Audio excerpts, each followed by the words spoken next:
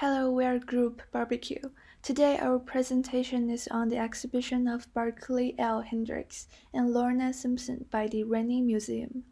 Rennie Museum was named after Bob Rennie, who works as a real estate marketer as well as an art collector. Bob Rennie develops his marketing career while he maintains the collection of artworks. His Rennie collection is one of the largest collections of contemporary art in Canada. The Rennie Museum is located in the oldest building in Chinatown, Vancouver, the Wing Sung Building. It was opened in 2009, publicly presenting the Rennie collection artworks as well as other exhibits. Next, I will be talking about the history of African representation in the art world and how Barkley L. Hendricks and Lorna Simpson take this history and flip it upside down. To quote the website of the Rennie Museum, Hendricks balances the traditional Western European representation, or lack of representation, of Black figures with his portrayal of the dignity, complexity, and individualistic styles of his subjects. Hendricks and Simpson do not paint Black people as objects as they had been in history, but as subjects and as real people. Black bodies have been dehumanized, over-exaggerated, and sexualized throughout art history. Black people would either be painted to look European and whitewashed or with exaggerated, racist bodily features. We see this in paintings such as Krimmel's Quilting Frolic, 1813, that shows Black people happily serving and entertaining their white enslavers, promoting slavery, or Joseline's painting of Sinku, 1839, that lightens the man's skin and made his eyes, lips, and nose more European as to make Black bodies to the standards of Western appeal. More recently, Afro-modernism has affected the art world with Paul Gilroy's book The Black Atlantic, Modernity and Double Consciousness, 1993, in which he says how he wants to produce a transnational perspective and relationship. Art was used to fight for equality and to display and never forget the history of slavery and pain. We see this in the painting by Aaron Douglas, From Slavery Through Reconstruction, 1934, that pushes for integration and celebrates Black culture and shows the trials at the same time. By displaying the history that came before Hendricks and Simpson's paintings, we can see how revolutionary and important their artwork is, by portraying Black people as themselves. We see this in Hendricks' painting Brilliantly Endowed, 1977, which is his nude self-portrait that makes you think of the history of sexualizing Black bodies. But though nude, Hendricks does not do that, and shows his body as it is. The first artist featured in the exhibition is Lorna Simpson, a multimedia artist that specializes in photography and filmmaking.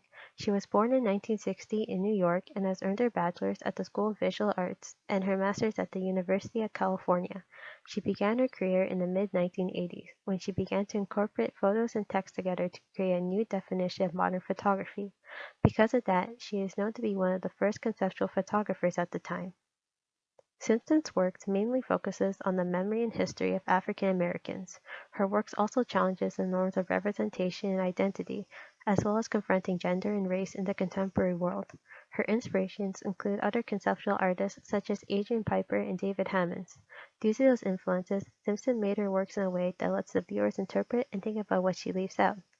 While she particularly uses photography and film, she expanded to use other mediums such as painting and sculpture to continue presenting the unseen and untold.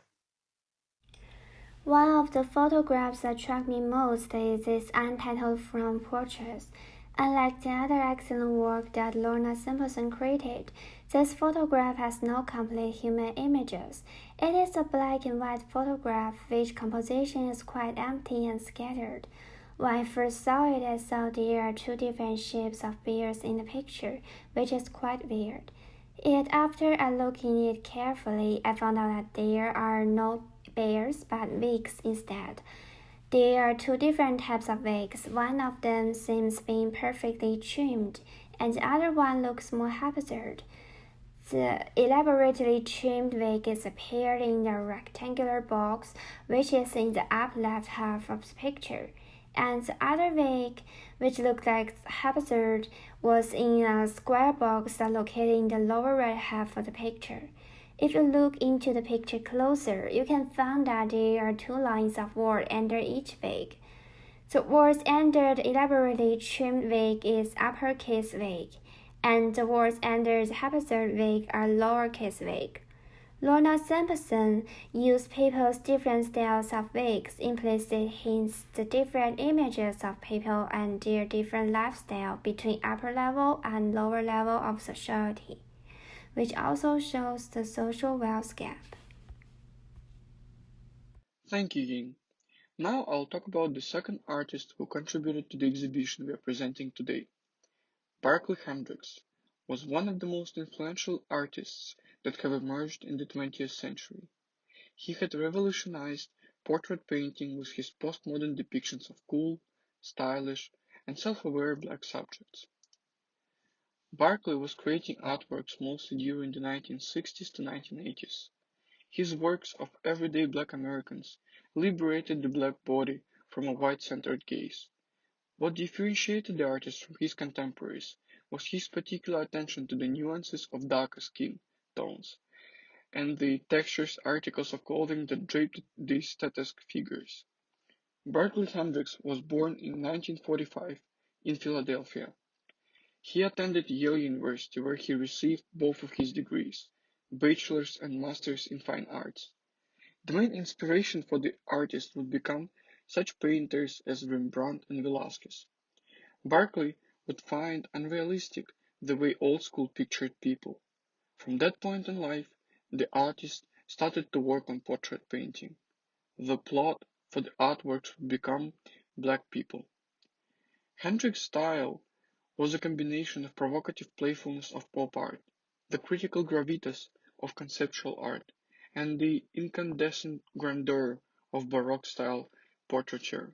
Along with Philip Pearlstein and David Hockney, Hendricks stands out as a pillar of postmodern portraiture.